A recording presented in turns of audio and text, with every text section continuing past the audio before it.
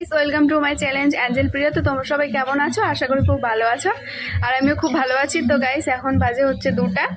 তো আজকে আমি হচ্ছে দুপুরবেলা খাবার লাঞ্চটা আমি শেয়ার করবো। তো গাইস চলো গাইস, এই যে দেখো আমাদের দুপুরের লাঞ্চ, আর এখানে আছে এরাও খাচ্ছে ছাদে বসে।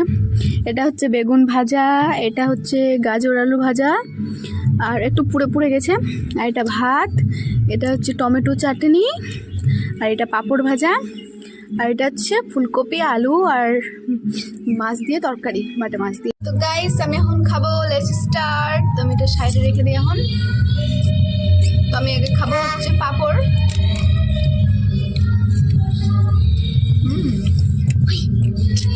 তো আমি একে খাবো গাজর আলু ভাজা দিয়ে, খাবো আমি কেমন হয়েছে। আর আজকে সব কিছু বৌদি রান্না করছে,